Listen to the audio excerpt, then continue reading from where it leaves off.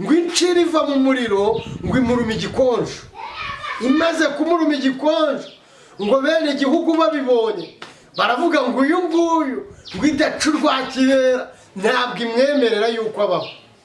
Ariko ngo Pawulo abonye icyo gikururuka ngo agikunkumurira mu muriro. Nayoti TV.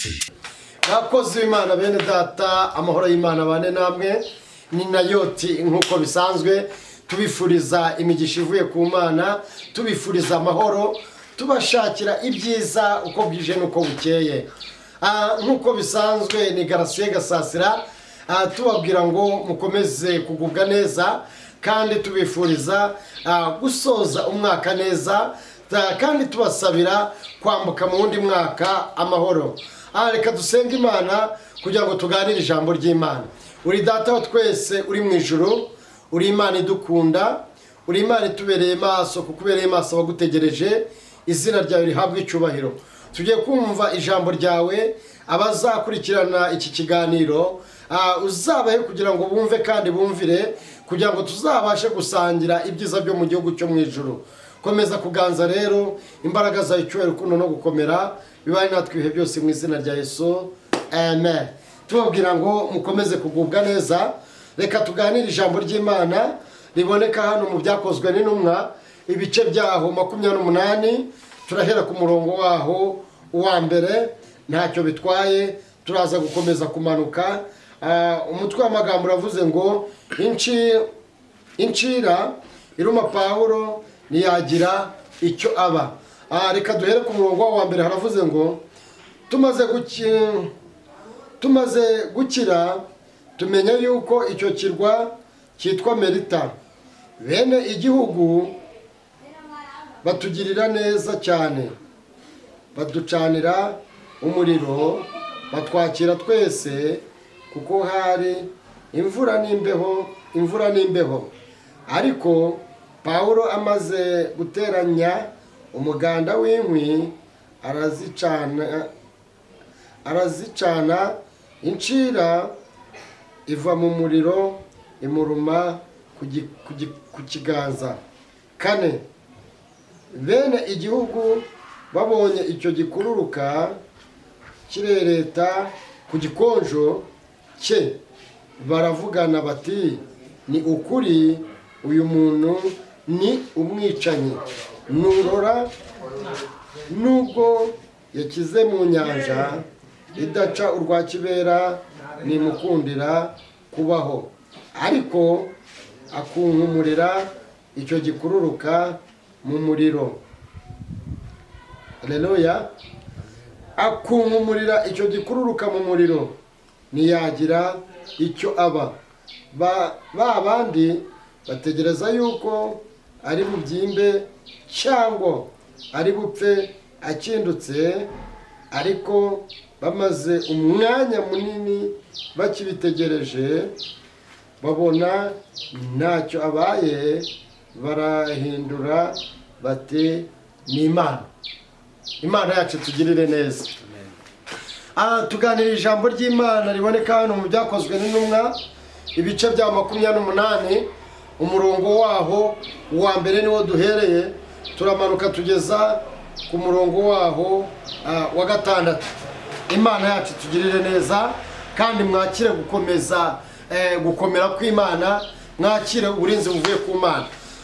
Uyu nguyu Pawulo yari ari kumwe na bagenzi be, yari ari kumwe n'abandi bavuga butumwa bagenzi be, ariko ngo bambuka ikirwa cyitwa Melita. Utangiriye ruguru hatubwira buryo ki bambutse iki kirwa, bagera mu nyanja, bagahuriramo n'umuraba, bagahuriramo n'umuyaga, bagahuriramo n'ibintu byinshi byagendaga bibakoza hirya no hino. Ariko kugezaho inkuge bari barimo cyangwa ubwato bari barimo, kugezaho ubwato bwamenetse.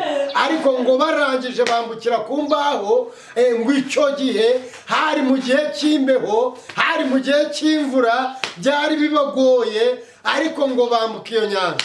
Imana yabanye nabo muri iyi nyanja, nubwo byari bikomeye, nubwo babonaga batari bugere hakurya, ariko babanye n'Imana ibambutse muri iki kirwa, ibambutse ino nyanja, ibageze hakurya. Ngo bene igihugu bababonye, ngo babagirire impuhwe cyangwa babagirire ubuntu cyangwa babagirire imbabazi, ariko ngo barangije babacanira umuriro. Imana yacu ishimwe. Nubwo tugenda tugahura n'ibintu byinshi cyane bigiye bitandukanye, tugahura n'ibintu byinshi cyane bigenda bitunaniza, ariko Imana ibiri kumwe natwe.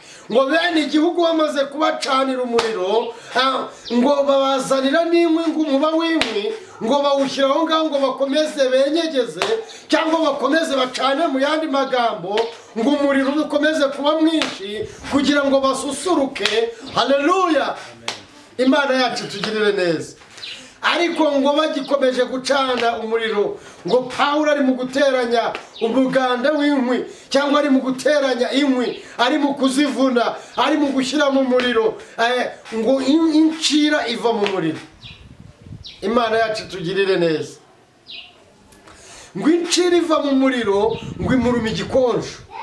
Imaze kumuruma igikonjo, ngo bene igihugu babibonye baravuga ngo uyu nguyu ngo idaca urwa kibera ntabwo imwemerera yuko abaho. Ariko ngo Pawulo abonye icyo gikururuka, ngo agikunkumurira mu muriro. Uyu munsi wa none mama, ndakwifuriza yuko hari ibyo wakunkumurira mu muriro. Ndakwifuriza yuko hari ibyo Imana yatesha agaciro. Uyu munsi papa, wa musore we, wa mukobwa we, uyu munsi wa none ndabifuriza yuko hari ibyo mwakunkumurira mu muriro, ibyo mwabonaga byari bibarembeje, ibyo mwabonaga byari bibugarije, ndabifuriza yuko mwabikunkumurira mu muriro. Imana yacu tugirire neza. Ariko ngo akimara kugikunkumurira mu muriro, ngo bene igihugu bategereza yuko ari buze kuza gupfa akindutse. Ngo ba bandi ngo barabitegereza, ariko ngo barangije barabibona. Bari babitegereje umwanya. Hari abantu bagiye ku musozi barakwitegera ngo barebe yuko uri buze guseba, ariko ndagira ngo ngutangarize yuko Imana iri kumwe nawe. Ndagira ngo ngutangarize yuko icyo Imana yavuganye nawe byange bikunde bizasora.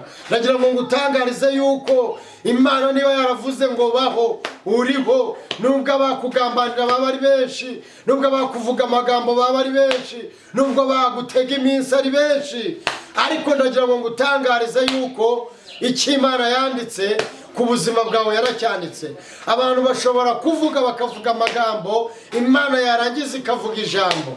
Ariko ndagira ngo ngutangarize, abantu bashobora kuvuga ngo iyo Mana siri hembwe iraje igaragare, ngo araje agaragare n'Imana ye. Ariko ndagira ngo ngutangarize, Imana bashobora kureba bakabona batayibona, bakabona wowe, ariko bajye bakureba. Nibamara kukureba babona imirimo y'Imana ikorerwa muri wowe cyangwa ibikoreka mu ruhande rwawe, nibarangiza babona imirimo y'Imana.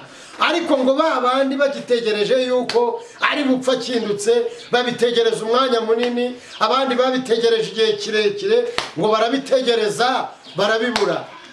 Ariko ngo barangije barahindura amagambo, baravuga ngo wa muntu ni Imana. Hari ababitegereje igihe kirekire yuko useba, ariko baraje bahindura amagambo, bavuga ngo wa muntu koko yavuganaga n'Imana, wa muntu koko yasengaga Imana, wa muntu koko hari ibyo yavuganye n'Imana none iraje irabikoze. Imana yacu tugirire neza.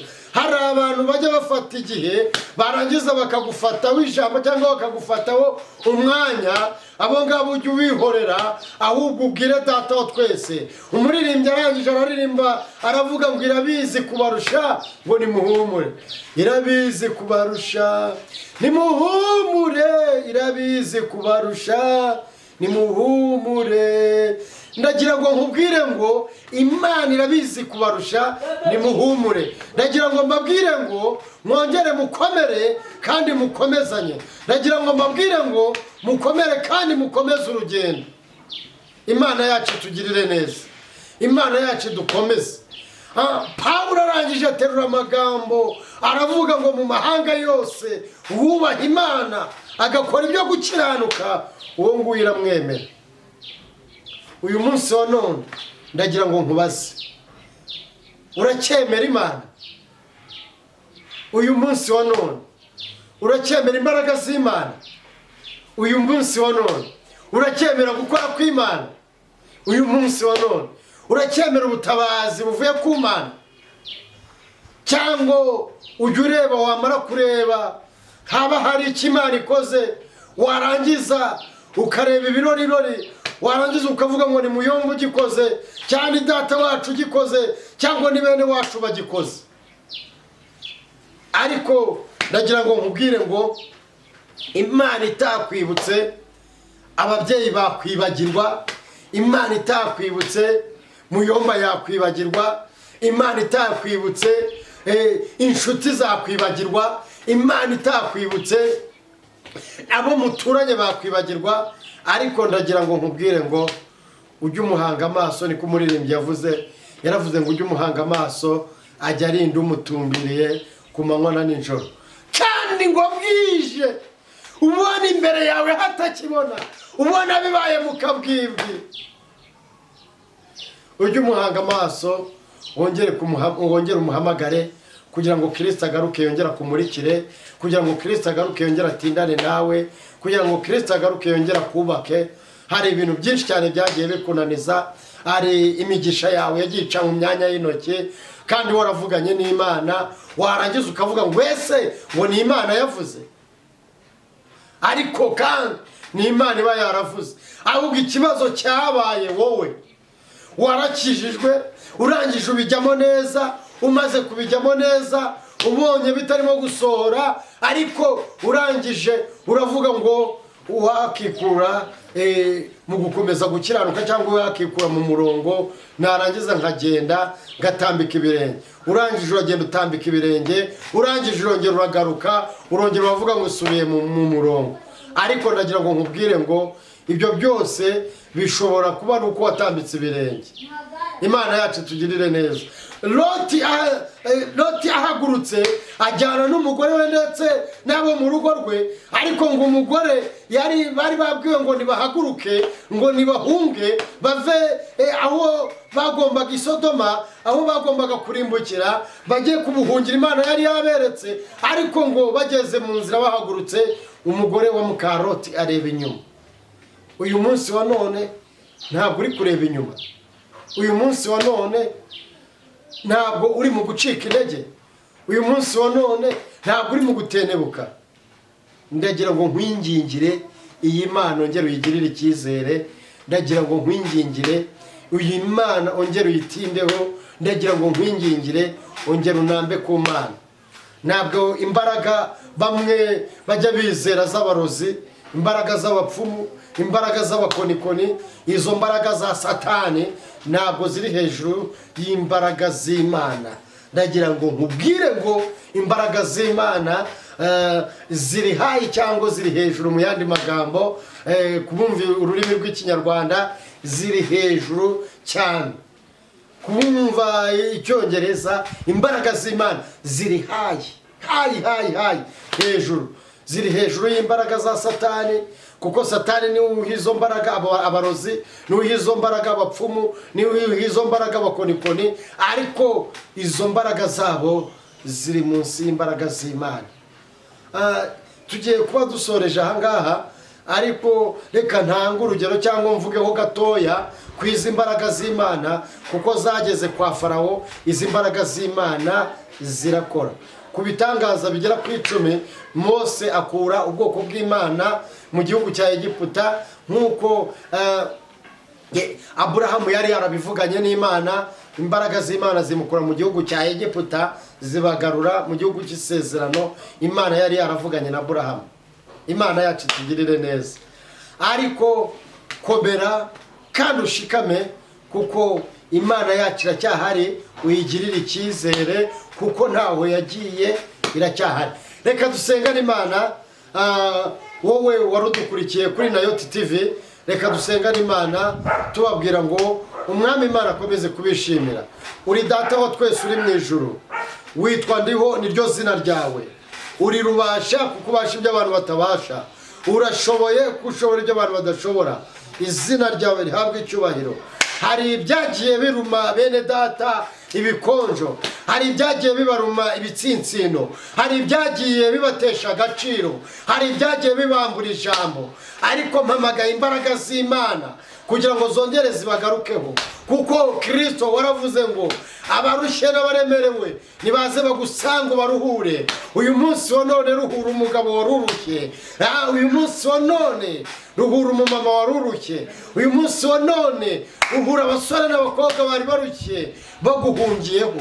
Imbaraga zawe zikomeze kuganza kandi ukomeze kubana natwe, ukomeza gutindana natwe. Rero imbaraga zawe, icyubahiro, urukundo no gukomera bibane natwe ibihe byose mu izina rya Yesu, amen. Babwira ngo mukomeze kugubwa neza, umwami Imana akomeze kubishimira. Ni Nayoti nk'uko bisanzwe. Shalom shalom.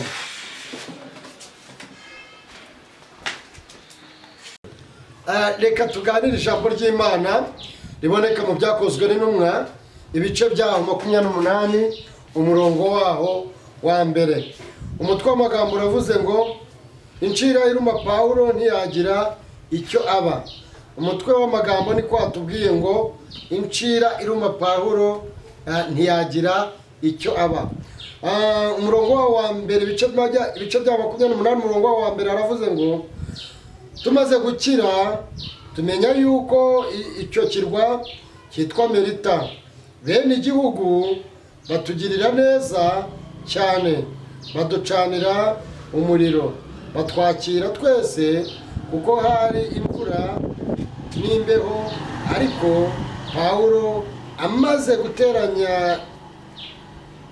guteranya umuganda w'inkwi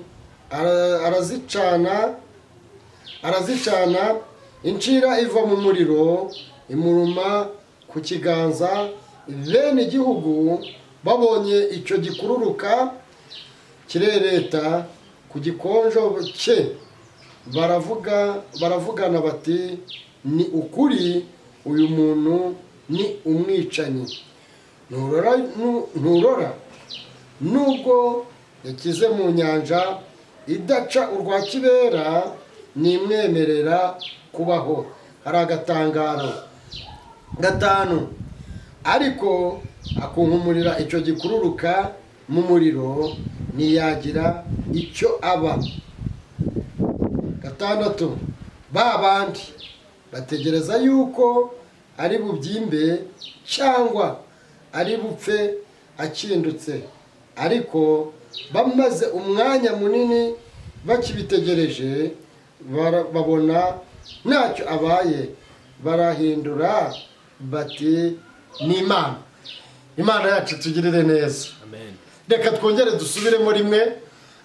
Haravuze ngo kugira ngo nawe utari ubyumvise, kugira ngo wongere ubyumve neza. Incira iruma Pawulo ntiyagira icyo aba. Umurongo wa mbere haravuze ngo 28 umurongo wa mbere haravuze ngo tumaze gukira tumenya yuko icyo kirwa cyitwa Melita, bene igihugu batugirira neza cyane, baducanira umuriro, batwakira twese kuko hari imvura n'imbeho. 3, ariko Pawulo amaze guteranya umuganda w'inkwi arazicana, incira iva mu muriro imuruma ku kiganza. Bene igihugu babonye icyo gikururuka kirereta ku gikonjo cye, baravugana bati ni ukuri uyu muntu ni umwicanyi. Nturora nubwo yakize mu nyanja idaca urwa kibera, nimwemerera kubaho. Hari agatangaro, ariko akunkumurira icyo gikururuka mu muriro ntiyagira icyo aba. 6, aratubwiye ngo ba bandi bategereza yuko ari bubyimbe cyangwa ari bupfe akindutse, ariko bamaze umwanya munini bakibitegereje babona ntacyo abaye, wabona ntacyo agize gute abaye, barahindura bati ni Imana. Imana yacu tugirire neza, Imana yacu ikomeze kuganza kandi ikomeze kubaha umugisha. Nayoti TV.